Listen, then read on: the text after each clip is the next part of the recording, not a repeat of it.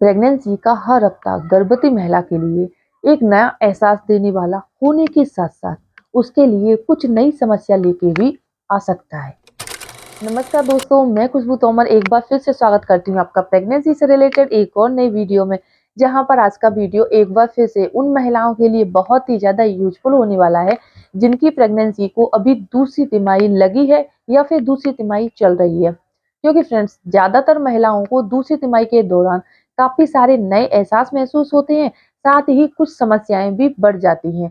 अगर आपकी प्रेगनेंसी का भी चौथा, पांचवा या छठवां महीना रनिंग में है और आपको इस दौरान किसी भी तरह की कोई समस्या आ रही है, जैसे चलने फिरने में, उठने बैठने में, सोने में, खाने की चीजों के स्वाद में या फिर पेट के आकार को लेकर किसी भी तरह की आपको कोई डाउट है, कोई सवाल है, तो फ्रेंड्स वीडियो को पूरा जरूर देखें, क्योंकि आज आपके सवालों के जवाब आपको मिलने वाले हैं। और चैनल पर पहली बार विजिट कर रहे हैं तो चैनल को सब्सक्राइब करके बेल आइकन को प्रेस करना ना भूलें।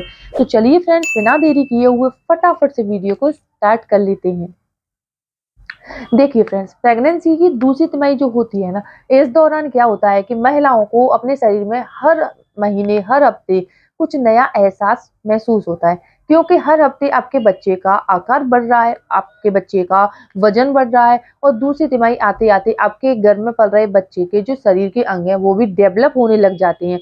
इस दौरान तक आपके बच्चे की जो हलचल होती है वो भी आप अच्छे तरीके से महसूस करने लग जाती हैं। इस दौरान आप जो भी एक्टिविटी कर रही हैं, आप इस दौरान जो भी डाइट ले रहे हैं, आप जो भी काम कर रहे हैं, सारी चीज़ों के बारे में आपका बच्चा आपके द्वारा सुनता रहता है। आपसे आपके शरीर में, आपके शरीर से ही आपके बच्चे तक भोजन पहुँचता है, ऑक्सीजन पहुँचती है और ब्लड की सप्लाई होती है। साथ ही आपके आस-पास का जो भी माहौल है, यानी कि आप किस तरह के वातावरण में रह रहे हैं, खुशनुमा वातावरण में रह रहे हैं या फिर आपको बहुत ज़्यादा स्ट्रेस है, आपके आस-पास का जो एरिया है वो बहुत ज़्यादा भीड़-भाड़ भरा है, कैसा वातावरण है, इन सारी चीज़ों का प्रभाव आपके घर में पल रहे बच्चे पर भी पड़ता है। अगर आप इस दौरान अच्छी-अच्छी बातें करती हैं, खुश रहती हैं, आप रामायण भागवत की बातें सुनती हैं, तो आपका बच्चा अच्छी-अच्छी बातें सीखता है। इस दौरान अगर आप कुछ गलत काम कर रही हैं, गलत चीज़ें सोच रही हैं, तो वो सारी चीज़ें आपका बच्चा आपसे ले रहा है। यानी कि इस दौरान तक आपका बच्चा बाहर की जो चीज़ें होती हैं, बाहर की जो बातें हो रही हैं, उन्हें आसानी से सुन रहा होता है। इसीलिए फ्रेंड्स, हमारे आस-पास रहने वाले बड़े-बुजुर्ग जो हैं, हमारी दादी माँ हैं, हमारी जो सास हैं,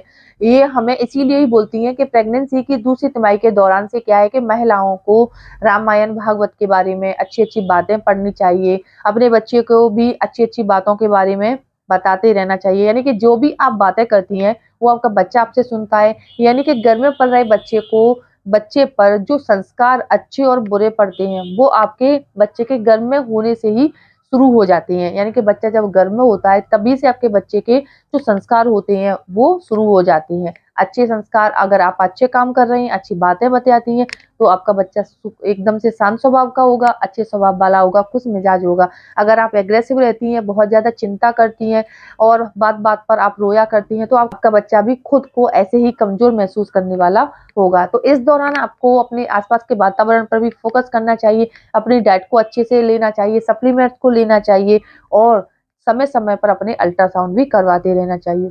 इस दौरान आपको क्या-क्या समस्याएँ आने वाली हैं, उनके बारे में भी बात कर लेते हैं। सबसे पहली समस्या, बार-बार पेशाब आना। जी हाँ, प्रेगनेंसी के दौरान अक्सर काफ़ी सारी महिलाओं को क्या है कि जैसे रात के समय जब भी वो सोती हैं या फिर दिन में, अचानक से उनको क्या है कि हर 10 से 15 मिनट पर बार-बार पेशाब जाने की उत्सुकता होती है। यानी कि ऐसा लगता है कि हर 15 मिनट पर उनको टॉयलेट आ रही है और टॉयलेट करने के लिए जाना होता है। ऐसा इसीलिए होता है कि इस दौरान आपकी बॉडी में ब्लड का जो फ्लो है वो काफ़ी बढ़ जाता है। यानी कि इस दौरान आपके जो सप्लीमेंट्स ले रहे हैं, आप जो भी डाइट ले रहे हैं, तो उससे क्या है कि खून की मात्रा बढ़ने लग जाती है, ब्लड का फ्लो बढ़ने लग जाता है और इसी वजह से आपकी जो किडनी है वो अपना काम थोड़ा-सा ज़्यादा तेज़ी से करना शुरू कर देती है, यानी कि एक्टिव हो जाती है और इसी वजह से आपको बार-बार टॉयलेट आने की समस्या हो जाती है।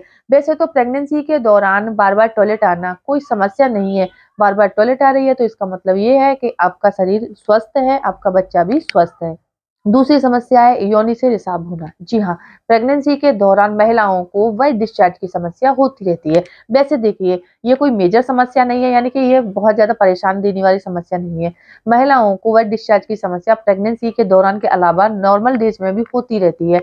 ये जो लिक्विड जैसा जो रिसाव होता है ना, ये महिलाओं को अलग-अलग समय पर होता है। जैसे जब आपका ओव्यूलेशन हो रहा होता है तब आपको एकदम से जो व्हाइट डिस्चार्ज हो रहा है वो थिक ही होता है, यानी कि इसकी थिकनेस थोड़ी-सी ज़्यादा होती है।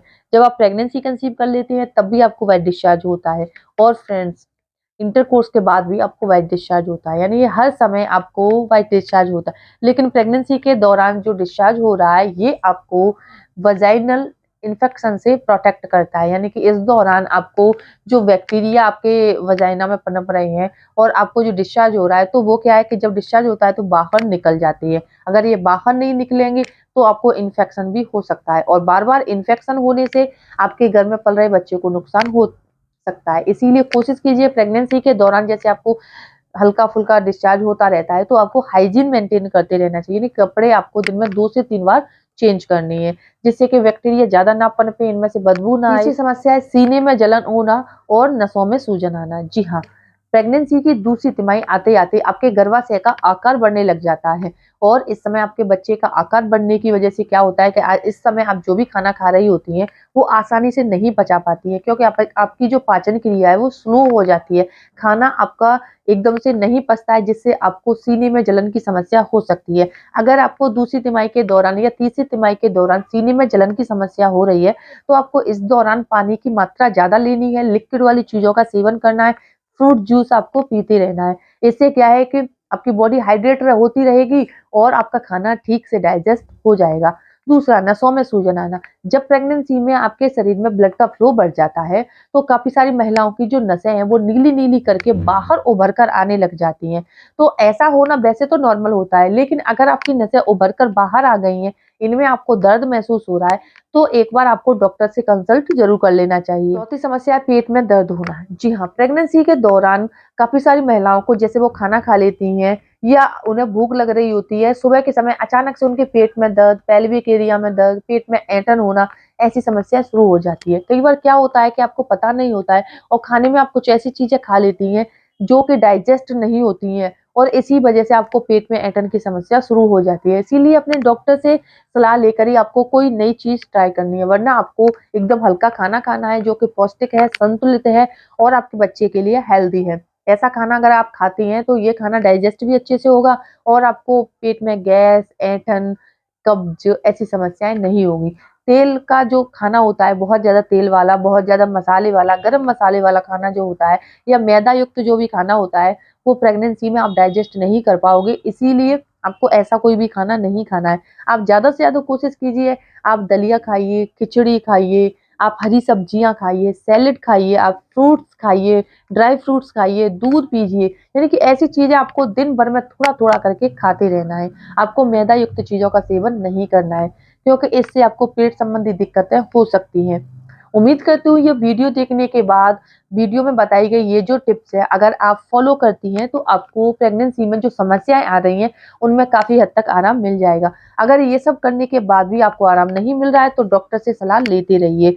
अगर वीडियो देखने के बाद वीडियो अच्छा लगता है, पसंद आता है, वीडियो को लाइक कीजिए, ज़्यादा से ज़्यादा शेयर करें। साथ ही मेरे चैनल को सब्सक्राइब करके बेल आइकन को प्रेस करना बिल्कुल भी ना भूलें। तो चलिए फ्रेंड्स, मिलते हैं नेक्स्ट टाइम, तब तक के लिए टेक केयर।